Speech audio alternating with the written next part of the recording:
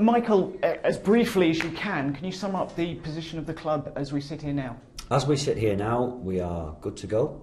We have a business plan in place for the next 15 months, which will take us to the end of 2014, if I've got my dates right. And that business plan gives us the opportunity to run the club in a break-even situation, but also with a competitive Super League squad for 2014. The issue that faces me at this moment in time is I need immediate cash in to get us to the starting point of that plan, if you like. The club is faced with some immediate and pressing debts that it needs to pay as a consequence of previous losses in the years gone by, and thus I'm faced with 400,000 that I need. That's the ballpark figure we've put on it. It might be a little less, it might be a little more, but that's basically where we're at. And if you don't get that, what then? If we don't get that, then I've other options to explore. I have my own personal money that I've already put quite a sizable chunk in. I've got some of my own that I'd like to live on, but I've still got money that I could put in. We've got players, obviously, we've got assets, you know. I've had offers in the week for some players, so it may be that I have to sell another one. I don't know at this moment in time. I've probably got to the end of this month.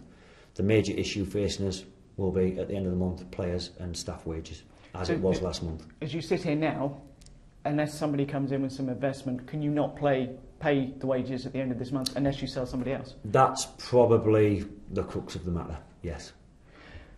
Are you hopeful? Are you optimistic since the press release you put out on Saturday? Do you get the feeling that you will get that investment? I am optimistic. I've had not a conversation yet. I've had a sniff from somebody who is looking at the club and is looking like he will come in and invest alongside both me and Chris. He doesn't want to take over the club, and it's very, very early days, so I don't want to give false optimism to anybody, but we've already had an expression from somebody. So, you know, that's within 2 hours of me getting here this morning and within 2 days of me putting that press release out on Saturday. So I am really optimistic we can get over this. I'm optimistic we can get over it without investment, albeit I might have to sell some players to do it. But there will be a club here next season. With our best endeavours, it will be a competitive squad for 2014. You say that, but you know, as well as anybody knows, you've already sold your star half-back. Yeah. You have to sell. People aren't going to come in for your worst players, they want your best ones. Yeah. To be competitive, you need a good squad, you need to be able to replace them. Yeah, and I'm putting my faith in Richard Agar here. You know, Richard Agar has unearthed some quality players for this club. He took a gamble with Tim Smith. He unearthed Paul Ayton. You know, he picked up Kyle Amor from Leeds and turned Kyle into a sought-after prop in this, you know, in this country, in this competition. I've challenged Richard to do it all again. Richard's accepted that challenge. Told me it's not going to be easy, which I fully understand, but he's accepted the challenge. Is this club being mismanaged in your view? I can only speak from the present and the future. What's gone in the past, I'm not in the process of bagging anybody. Our accounts speak for themselves. We have overspent to the tune of £500,000 a year. You know, if you look through our accounts. Andrew Glover has financed some of that. Those finances have stopped. Now I have to live with what we've got coming in against what we've got coming out. What I'm not in the process of is bagging people for what they've done. We've all made mistakes. I've been here 2 years, so I've made mistakes as well. So we are where we are, and I've got to go forward with it. It's a difficult one, isn't it, for you, that you need the fans behind you? Yes.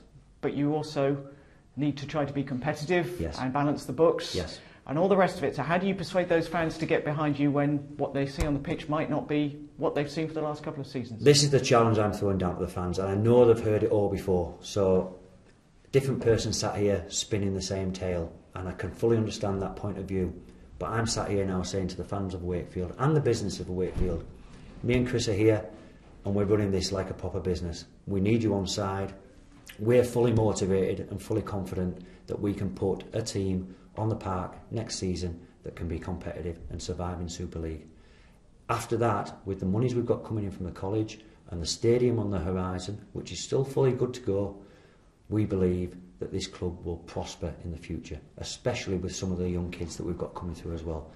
There are quite exceptional talents in our under-16s, and we want to nurture them and build a team that's homegrown and has homegrown players in it. So I would say to the fans of Wakefield, you know, bear with us. I know you've heard it before, but we're not in it to make any money whatsoever. We're doing it unpaid for the love of the club, but we need you on side to help us get through it all. And that's the message I send to them. Good luck.